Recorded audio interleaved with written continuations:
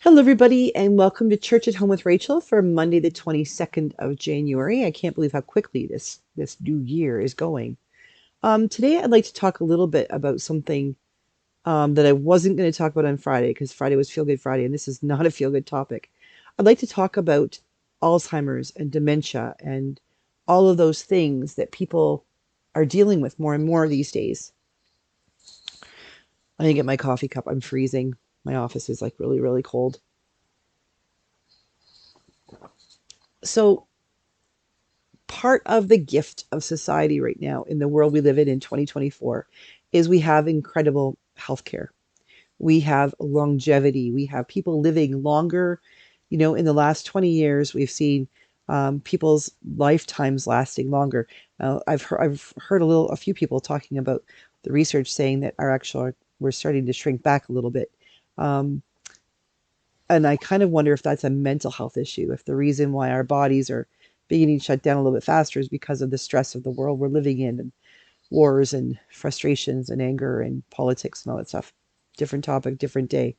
Um, but one of the things that we do see as we live longer is disease. We see more people living with diseases. A dear, dear person in my life that lives far, far away. I just found out last week was diagnosed with a rare form, a rare disease, debilitating disease that sort of looks a lot like Parkinson's. And they're only it's very rare, and they're only now talking about people being diagnosed with this particular kind of disease, and how debilitating it is, and how quickly it does move. And but the question is was it always around, but just misdiagnosed because they didn't know what it was, that people thought it was Parkinson's or something else. Um, that's the thing. The more we learn, the more we're able to diagnose these things. And we're seeing more and more people but developing Alzheimer's, dementia, senility, things like that. And it's hard. It's hard to talk about these things because so many in our world are facing these things the older they get. And one of the things that we need to face is that not all people who have dementia or Alzheimer's necessarily have the family, or the the family systems, or the networks, the friend networks of people who can take care of them. We saw in COVID, especially in Ontario, the absolute devastation of the military having to go into nursing homes, care homes, and seeing how poorly people were taken care of.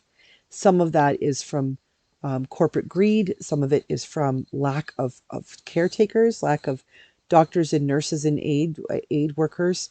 Um, some of it's just, I think, this sheer volume of people who are developing needs, that we don't have the systems to be able to assist them well. But we're facing the reality that more and more people are indeed facing Alzheimer's, and dementia, and where people are not able to live in their own homes anymore, where it becomes dangerous. A couple weeks ago, we heard about, I think, I can't remember what state it was, but Bo, the fifth column, was talking about a state, may have been Florida, or I don't think it was though, that has implemented a completely voluntary register, so that people who have got a family member or someone who has Alzheimer's, someone who is deaf and wouldn't necessarily hear the police knocking at the door or calling to them if they're walking down the street, that people can register them so people know. So, for instance, if Mrs. McGillicuddy is married to Mr. McGillicuddy and he develops Alzheimer's and she can't be there all the time, that she could put him on a register, that the police and social services would know that he has Alzheimer's, that he may be a wanderer, somebody who would walk out the front door and not necessarily know where they're going or how to get home. The Well, I absolutely recognize the pain and the difficulty it is for those people who are losing their memory and their ability to be cognizantly aware of and function properly. For many of them, especially in that time of when it's first developing and they understand what will happen to them, it is a devastating thing to know that your ability to think clearly, to make decisions for yourself, to read a book, to go for a walk, all of these things are being stripped from you of no fault of your own. That this is something that's happening to you.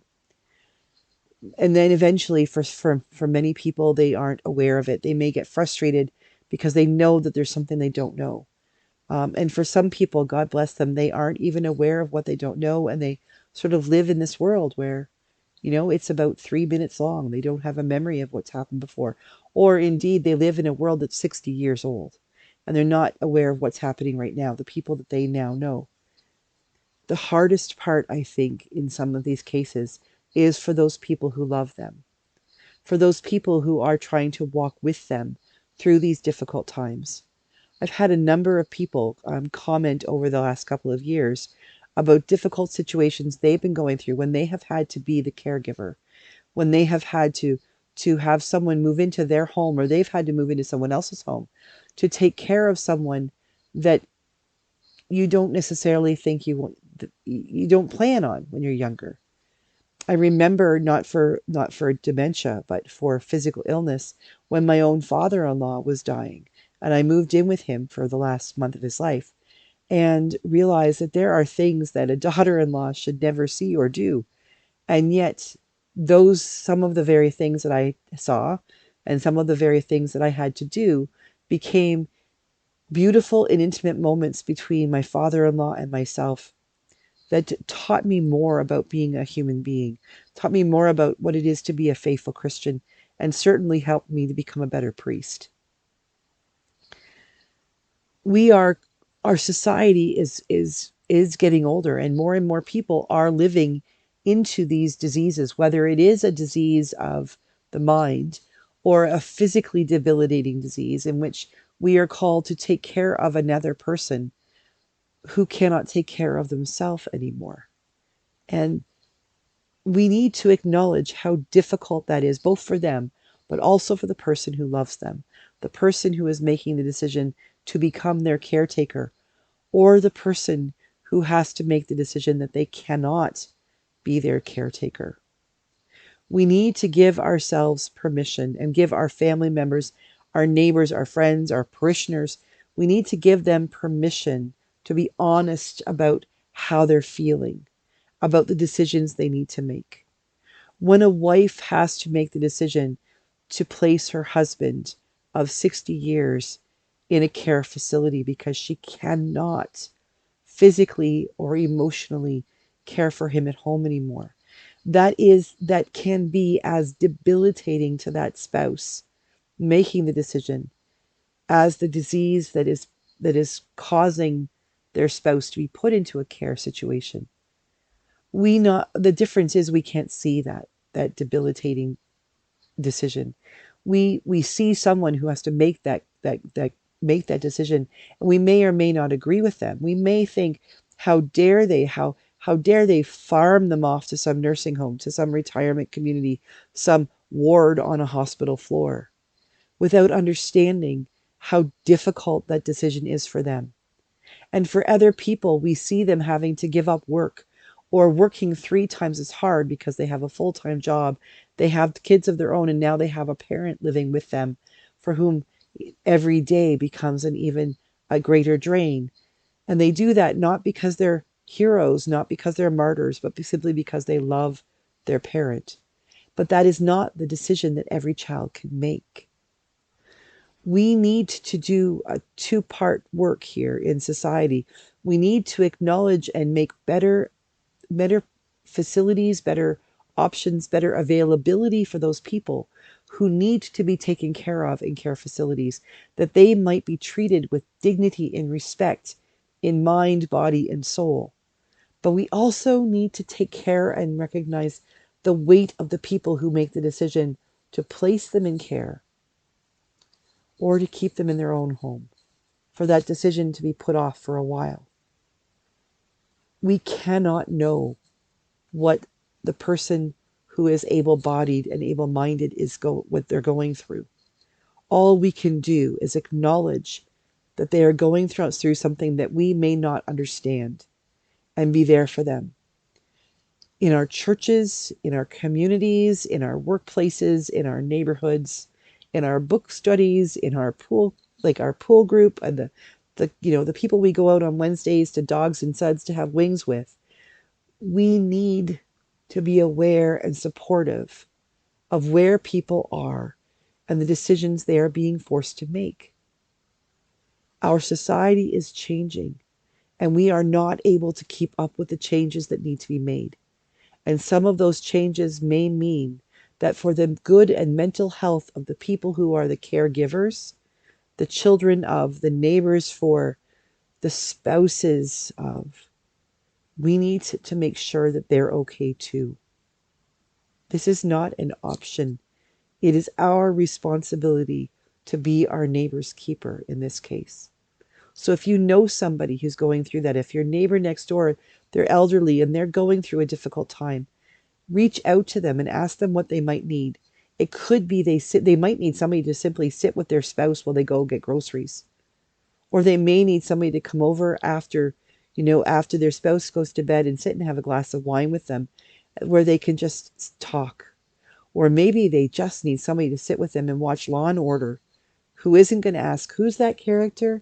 Why are we watching this? Can we watch something else? Can you help me go to the bathroom? Who are you? Maybe we just need to be friends with those who are offering so much of themselves that they feel like they have nothing left to give. Maybe we need to fill up their give tank. Maybe those of us who have more than enough need to reach out to others and go and fill up their tank with some love and some support, with a coffee from Tim Hortons or Starbucks, with the offer to take them out for dinner, to babysit whoever it is they're taking care of for a little while so they can go for a walk or go get their hair done or get the car fixed. But we need to recognize that for every person who is suffering with Alzheimer's or dementia or a debilitating, life-threatening disease, there is probably someone else in their life who is suffering quietly alongside them, recognizing that their world is changing and they can't stop it. We need to support them as well. As we go through our week this week, let's all keep our eyes out for those people who need a little extra help, a little extra love, a little extra give in their give tank. God bless you for being compassionate, gentle, and beautiful people. And if you are one of those people I've been talking about, may God bless you and provide for you those people who can fill up your give tank as well. God bless.